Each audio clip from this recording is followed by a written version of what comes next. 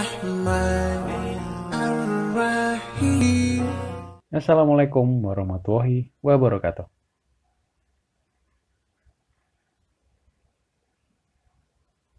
Bertemu lagi dengan saya, Ustadz Irawan, di pelajaran prakarya dan kewirausahaan.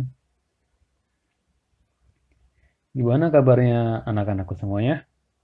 Ustadz harap semuanya selalu dalam keadaan baik-baik saja. Oke, untuk pertemuan kali ini kita akan langsung membahas bab ke-7, yaitu tentang tanaman hias. Apa sih tanaman hias itu? Ada yang tahu? Oke, tanaman hias adalah tanaman hias mencakup berbagai jenis tumbuhan, baik bunga, daun, maupun akar tumbuhan itu sendiri. Tanaman hias biasanya digunakan sebagai komponen taman penghias sudut rumah atau penghias ruangan. Ya, paling gampangnya, tanaman hias itu apa? Ya, tanaman untuk mempercantik sebuah tempat. Gampang ya. Oke, selanjutnya. Apa sih manfaatnya menanam atau menaruh tanaman hias? Yang pertama, sesuai dengan fungsinya, yaitu mempercantik atau memperindah sebuah tempat. Bisa rumah, bisa kantor, bisa taman di kota atau taman di rumah. Jadi intinya untuk mempercantik sebuah tempat. Yang kedua, untuk kesehatan. Pasti dong semuanya udah tahu manfaatnya apa, karena tanaman bisa mengubah CO2 menjadi O2. Jadi semakin banyak tanaman atau semakin banyak hijau-hijauan, di sini hijau-hijaunya taman ya, atau bunga atau daun, itu akan semakin segar udara yang ada di sekitar kita. Yang selanjutnya, nomor 3, untuk acara spiritual. Spiritual itu seperti apa ya kira-kira? Apakah seperti dukun? No, kita tidak membahas tentang itu. Acara spiritual biasanya seperti ucapan terima kasih atau ucapan yang lainnya. Biasanya sekarang lagi ngetrennya sih pakai bunga ya. Nggak tahu manfaatnya seperti apa. Jadi itu adalah 3 manfaat tanaman hias. Selanjutnya, fungsi tanaman hias dalam proses pembuatan taman. Yang pertama, tanaman penutup tanah atau ground cover. Fungsinya apa? Ya, sesuai dengan istilahnya, tanaman penutup tanah. Ya, fungsinya untuk menutup tanah. Apa sih tanaman penutup tanah itu? Di sini ada jenis rumput-rumputan, kacang-kacangan, dan lain sebagainya. Intinya agar membuat taman itu terkesan hijau dan tidak gersang. Yang nomor 2, tanaman pagar atau bears. Apa sih tanaman pagar? Ya, fungsinya tanaman pagar merupakan tanaman hias yang berfungsi sebagai pagar. Sebuah penjelasan yang sederhana. Tanaman ini juga dikenal sebagai pembatas dan tanaman tepi. Ada di beberapa tempat tanaman ini bisa kalau kalian tahu ya, di taman-taman. Tanaman ini bisa dipakai atau dibentuk menjadi patung, bukan patung yang lainnya ya. Bentuk seperti hewan atau seperti bola dan lain sebagainya. Ini adalah salah satu contoh tanaman pagar karena dia punya sifat bisa dibentuk dan tangkainya tidak keras. Yang nomor 3, tanaman pelindung. Apa itu tanaman pelindung? Tanaman yang digunakan sebagai peneduh tempat duduk di taman atau objek tertentu. Pasti kalian pernah eh, neduh ya di suatu tanaman, bukan tanaman sih, kalau kalian mungkin pohon, pohon yang daunnya rimbun dan adem, pasti kalian betah banget ya di sana ya. Nah, itu adalah satu contoh tanaman pelindung. Yang nomor 4, tanaman merambat. Apa sih tanaman merambat? Tanaman merambat biasanya digunakan untuk menutup atau menggantikan tembok atau menghilangkan kesan tertutup pada tembok, pagar, gazebo, dan pergola yang menjadikan tanaman atau rumah lebih terkesan sejuk. Kalau anak-anak milenial sekarang lebih terkesan estetik. Wes, apa itu estetik? Jadi kesannya yang ditimbulkan tidak hanya polos, biasanya itu ada di taman-taman belakang, di mana orang-orang sengaja menanam tanaman agar tanaman itu merambat ke tembok dan membuat tembok itu terkesan menjadi lebih hijau dan lebih fresh. Yang selanjutnya nomor 5, tanaman tabir. Apa itu tanaman tabir?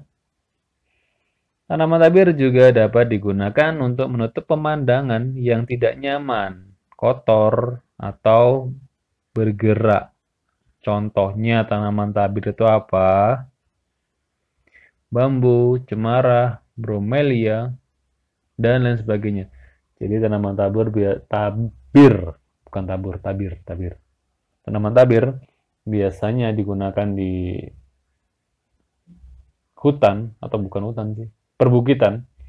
Tanaman tabir yang mungkin bisa membuat tampilan lebih sejuk daripada harus melihat tanah-tanah yang gersang atau melihat pemandangan-pemandangan yang lainnya. Yang selanjutnya, tanaman pengarah jalan. Apa itu tanaman pengarah jalan? Tanaman pengarah jalan dapat dimanfaatkan untuk menciptakan suasana santai, nyaman, dan segar sepanjang jalan. Misalnya tanaman kayu manis, sikat botol, dan berbagai jenis paku-pakuan. Mungkin yang sering kalian atau mungkin sering ada di rumah kalian mungkin adalah bahasa biasanya sih lidah mertua. Tapi nggak tahu. Kalau tanamannya namanya tanaman Sansevieria. Keren ya. Tapi di sini diganti nama lidah mertua. I don't know. Nah, itu adalah beberapa fungsi tanaman hias dalam proses pembuatan taman. Selanjutnya, kita akan langsung bahas tentang produk tanaman hias. Apa saja sih produk tanaman hias itu? Yang pertama, tanaman hias daun. Oke, tanaman hias daun. Berarti yang menarik dari tanaman itu adalah, oke, tepat sekali. Yang menarik adalah daunnya. Mungkin daunnya memiliki dominasi warna yang bagus, atau mungkin punya bentuk yang menarik. Itu adalah salah satu jenis tanaman hias daun. Mungkin yang pernah populer atau sampai sekarang masih populer, mungkin anthurium. Apalagi ya anthurium ya? Selain anthurium apalagi ya? Nah, sekarang ada lagi tanaman yang lagi hits atau yang lagi marak-maraknya, lagi mahal-mahalnya. Oke, Ustadz minta tolong nanti kalian bisa kirim gambar itu ke tugasnya, yaitu tanaman yang lagi hits sekarang dari tanaman hias daun. Oke? Yang selanjutnya adalah tanaman hias bunga. Baik, kalau tanaman hias bunga berarti yang menarik dari tanaman hias ini adalah bunganya. Ya iyalah Ustaz, tanaman hias bunga namanya. Apa saja sih tanaman hias bunga? Ada yang tahu tanaman hias bunga apa saja? Ya, banyak sekali. Ada paling sering kita lihat mawar, anggrek, melati, Kamboja. Wah, Kamboja. Dan banyak lagi. Jadi, biasanya yang membuat mereka menarik adalah warnanya. Itulah yang utamanya warnanya. Di mana mawar punya beberapa warna, terus melati ada beberapa warna, anggrek ada beberapa warna, dan setiap orang memiliki selera dalam menyukai tanaman-tanaman tersebut. Yang selanjutnya adalah nomor 3, tanaman bonsai. Tanaman bonsai itu apa? Pasti udah banyak yang tahu ya. Cuma mungkin belum tahu maksudnya apa sih? Kenapa kok dinamakan tanaman bonsai? Oke. Tanaman bonsai berasal dari bahasa Jepang, yaitu bon atau pot dan sai atau tanaman. Bonsai merupakan seni pengerdilan tanaman keras atau pohon di dalam pot berukuran kecil yang tampak seperti pohon serupa di dalam sesungguhnya. Bonsai disebut seni karena mulainya dibentuk dari pohon-pohon di tanah gersang yang tumbuh tidak normal. Di bonsai adalah seni di mana kita bisa membuat miniatur tanaman sesungguhnya menjadi tanaman yang lebih kecil. Jadi semakin bonsai itu semakin mirip dengan wujud aslinya yang biasanya besar, dia akan mempunyai nilai seni yang lebih tinggi. Jadi bukan berarti bonsai itu pohon atau ranting terus dicabut, terus disemen, taruh di pot, terus dikasih mainan atau plastik, daun plastik dan sebagainya. Bukan seperti itu ya. Seni bonsai adalah bagaimana menghidupkan tanaman yang biasanya tumbuh besar menjadi miniatur kecil yang tetap hidup. Sudah ada yang tahu bagaimana cara membudidaya tanaman? I'm sorry. Oke, yang pertama adalah come on. Kalian harus sambil membaca buku ya. Yang pertama adalah pembibitan. Pasti tahu dong pembibitannya seperti apa. Kalian harus mulai membaca di buku kalian. Bagaimana setiap tanaman, cara menanamnya akan berbeda-beda. Tidak semua tanaman sama cara pembibitannya. Ada yang cangkok atau cengkok ya. Ada yang di stick dan lain sebagainya. Jadi tidak semua tanaman itu sama. Jadi sebelum kalian mencoba untuk menanam sesuatu, kalian harus cari tahu dulu bagaimana sih cara menanamnya ini. Supaya apa? Ya supaya tumbuh. Kalian nggak mungkin menanam menanam pohon atau menanam tanaman yang tidak seharusnya seperti itu menanamnya. Yang nomor 2 adalah media tanam. Ini sangat penting karena menciptakan kondisi lingkungan yang sesuai dengan habitat asli tanaman. Jadi ya kalau tanaman itu tumbuhnya di suatu tempat yang mungkin airnya harus banyak atau tanah yang berair, tanah yang basah, ya kalian harus menyiapkan tanaman atau tanah yang bagus. Kalau kaktus, ya mungkin cukup tanah-tanah kering meskipun sebenarnya harus basah, minim air juga nggak ada masalah.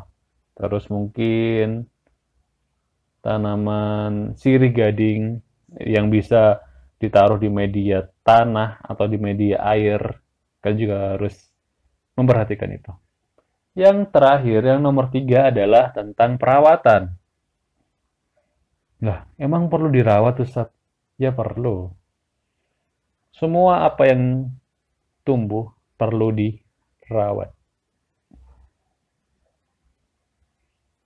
Jadi bagaimana kualitas hasil akhirnya adalah bagaimana tentang cara kita untuk merawatnya. Perawatannya seperti apa? Ya paling gampang disiram, dipupuk. Terus kalau emang tanaman itu kayak tanaman pengarah jalan tadi ya sekali-sekalilah dikasih sinar matahari yang cukup dan lain sebagainya. Oke, itu adalah beberapa potongan tanaman hias tentang tanaman hias. Kalian bisa baca-baca buku kalian tentang lebih detailnya. Ustadz tidak bisa menjelaskan secara detail di sini karena keterbatasan waktu dan lain sebagainya. Jadi Ustadz harap kalian cepat kembali ke Al-Mahira agar kita bisa berbincang-bincang lebih lama lagi tentang materi-materi yang ada. Ada satu hal yang harus Ustadz berikan kepada kalian. Yaitu apa? Oke, sepertinya Ustadz tadi mendengar suara tugas. Ya, benar. Akan ada tugas untuk kalian. Yang pertama, carilah 2 gambar tanaman penutup tanah. Oke, 2 gambar tanaman penutup tanah. Yang nomor 2, 1 gambar tanaman merambat. Yang ketiga, carilah 2 gambar tanaman pengarah jalan. Yang nomor 4, carilah 2 gambar tanaman hias daun. Seperti yang Ustaz sampaikan di materi tadi. Ada satu tanaman yang wajib kalian kirim ke Ustaz gambarnya. Itu adalah tanaman yang sekarang lagi ngetren. Yang nomor 5, carilah 1 gambar tanaman tabir. Oke? Semua tugas sudah. Jadi Ustadz hanya tinggal menunggu bagaimana kalian mengumpulkan tugas itu. Baik, kalau gitu terima kasih banyak anak-anak atas waktu kalian telah mendengarkan celoteh Ustadz. Semoga apa yang Ustadz sampaikan bermanfaat untuk kalian. Kalau ada sesuatu yang kurang jelas, bisa ditanyakan langsung ke Ustadz. Terima kasih, sampai ketemu di lain waktu. Selamat belajar, tetap semangat. Assalamualaikum warahmatullahi wabarakatuh. رب اجعلني مقيم الصلاة ومن ذريتي ربنا وتقبل دعاء